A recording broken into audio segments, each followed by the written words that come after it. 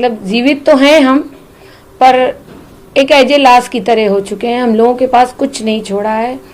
मतलब ये मान के चलिए कि हमारी जो कुछ भी चीज़ें हैं वो हमसे छीनी जा रही हैं। हम लोग, हमारी ज़मीनें हैं, जैसे हमारे सास ससुर हैं, बेचारे वो अपने घर में नहीं रह सकते हैं। वो बेचारे एक मतलब बहुत छोटी सी जगह पे एक कुलिये में रह रहे हैं। और इतने वृद्ध हैं, सास हमारी 90 हैं और ससुर भी हमारे 90-95 साल के हैं। और आपको मैं एक और घटना बताते हैं कि आज 1 साल बीत गया, विकास का आज तक डेथ सर्टिफिकेट नहीं बना है। हमने उसके पीछे इतना दर दर भटके हैं मैम, हर थाने में, हर चौकी में, हर पुलिस वाले, हर अधिकारी से, सबके पास मैंने पूरे दिन बैठ के गुहार लगाई, पर किसी ने भी नहीं सुनी। आज 1 साल हो गया इसको और डेथ सर्टिफिकेट नहीं बना। हम लोग बहुत परेशान हैं। समझिए हम लोगों की फाइनेंशियली पूरी तरीके से हम लोग टूट चुके हैं।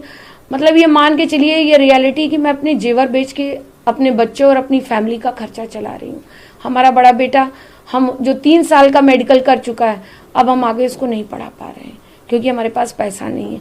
यदि कास्ट डेथ सर्टिफिकेट बन जाए तो विकास का कुछ भी जो थोड़ा बहुत भी बीमा है वो हमको मिले, जिससे हम अपने बच्चे की पढ़ाई कंटिन्यू करा सकते हैं।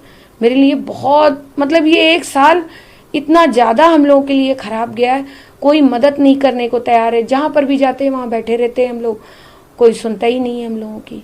मैं पूरे दिन बैठी रहती हूँ, लोग बैठाए रखते हैं, फिर शाम को बता देते हैं कि नहीं ये नहीं, आप यहाँ चले जाओ, आप यहाँ चले जाओ। बस मेरा टाइम बस ऐसे ही बीत रहा है भाग। आप समझ सकते हो, आप भी एक लेडीज़ हो, सिंगल पेरेंट्स होना दुनिया में सबसे कठिन काम है। उस जॉब को भी मैं बहुत अच्छे तरीके से अपॉर्चुनिटी ले रही हूँ कि मैं करूँगी, करने का है, क्योंकि मुझे अपने बच्चे पढ़ाने, मतलब बच्चे पढ़ाने के लिए मुझे इतना स्ट्रगल करना पड़ रहा है कि मैं अपने बच्चों की फीस नहीं जुटा पा रही हूँ। आज के टाइम पे कोई मदद नहीं करने को तैयार है। कहीं भी चले जाते हैं, ये आप समझिए डेथ सर्टिफिकेट के लिए मैं पोस्टमार्टम हाउस गई, वहां पर जो भी देखता है, अरे ये तो बहुत हाइट पे केस है, अरे बहुत हाइट पे केस है। विकास दुबे के बाप का नाम राकेश दुबे लिख दिया गया, राम कुमार दुबे की जगह राकेश दुबे कर दिया गया। बताइए कैसे बनेगा मैम? कहाँ जाऊं, कैसे जाऊं? दर दर भटक चुकी हूँ इस चीज के लिए। कोई सुनने को तैयार नहीं है हमारी बात। हम ये कह सकते हैं कि 1 साल पहले जो विकास दुबे जी ने जो किया उसका परिणाम था, लेकिन उसका खामियाजा अभी तक परिवार बिल्कुल भुगत रहा है। हम लोग तो उस चीज का दंश भोग रहे हैं। आप बताइए, बच्चे पढ़ने वाले, पढ़ाई नहीं हो पा रही है उनकी। बेटा मेरा बड़ा वाला होपलेस हुआ जा रहा है, क्या मैं जिंदगी में दोबारा मतलब आगे अपनी पढ़ाई कंटिन्यू कर पाऊंगा? मेरे लिए बहुत कठिन है।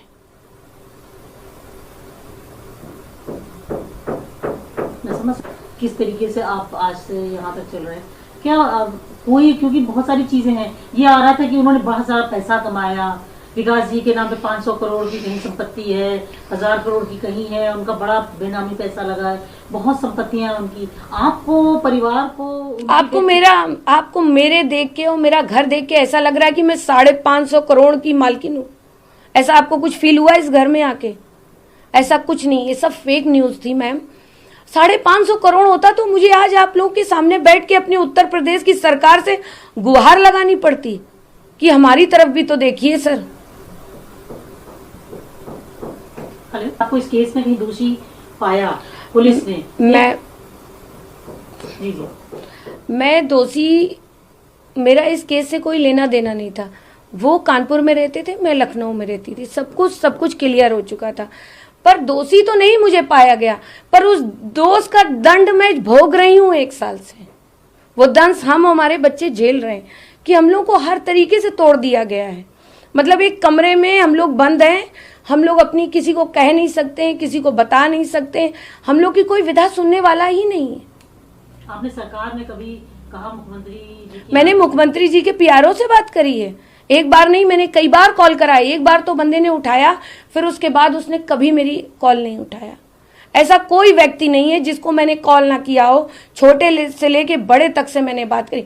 आज मैं हार के ये सब आप लोग के समक्ष रख रही हूँ, क्योंकि मैं हार चुकी हूँ, क्योंकि मुझे कोई मिल ही नहीं रहा है ऐसा जो अब डेथ सर्टिफिकेट के लिए। आप बताइए मैडम, जब विकास खत्म हुए, ये डेथ सर्टिफिकेट की प्रतिक्रिया तो दाह संस्कार गृह से होती है। मुझसे दस्तखत कराए गए पर मुझको कागज नहीं दिए गए, पता नहीं किसको कागज दे दिए गए। फिर जब मैं 1 महीने बाद उनकी अस्थियां लेने पहुंची तब इन लोगों ने मुझे गलत नाम का, विकास के फादर का नाम चेंज करके दूसरा दे दिया। उसको मैं 1 साल से बराबर दौड़ रही हूँ और उसका कुछ नहीं हुआ। आपको लग रहा है कि क्या ये सब आपको जानबूझ करके परेशान किया जा रहा है, आपको लग रहा है, या अननोइंगली हो रहा है आपके हिसाब से? क्योंकि परेशान तो आप परिवार और आप हो रहे हैं। नहीं मैडम, मैं इस चीज के लिए डिनाई भी नहीं करूंगी कि मुझे जानबूझ के कर रहे हैं या मेरे को गलती से हो रहा है, क्या हो रहा है इस विषय में नहीं, मगर मैं परेशान हूँ। मुझे परेशान किया भी जा रहा है कि नहीं किया जा रहा है, बड़े आला अधिकारियों तक जा रही है खबर की नहीं जा रही है। अब ये तो मैं नहीं एकदम पूछती, मगर मैं हर जगह जाती हूँ। ऐसा कोई भी अधिकारी बता दे कि जिसको मैंने कॉल ना किया हो, जिससे मैंने अपनी प्रॉब्लम समक्ष ना रखी हो।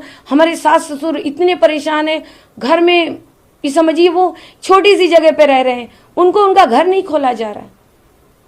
उन लोगों की ये इच्छा है कि मेरी आखिरी सांस, अब आखिरी टाइम है उनका, कब वो खत्म हो जाए। आप क्या चाहती हैं इस समय सरकार से? मैं सरकार, अपने माननीय मुख्यमंत्री जी से ये गुहार लगाना चाहती हूँ कि आप उत्तर प्रदेश के मुख्यमंत्री हैं, आप सबके मुख्यमंत्री, मेरा मुख्यमंत्री कौन है जो मेरी तकलीफों को सुन सके, जो मेरी बात को समझे और मेरी तकलीफों को खत्म करे। बच्चे पढ़ना चाहते हैं, एक मेरी समस्या को आप समझिए। एक औरत होके एक सिंगल पेरेंट्स बहुत कठिन होता है, सबके लिए सबको, ये मेरे लिए कौन है, मेरा मुख्यमंत्री कौन है मैडम? मैं तो 1 साल से यही परेशान हूं।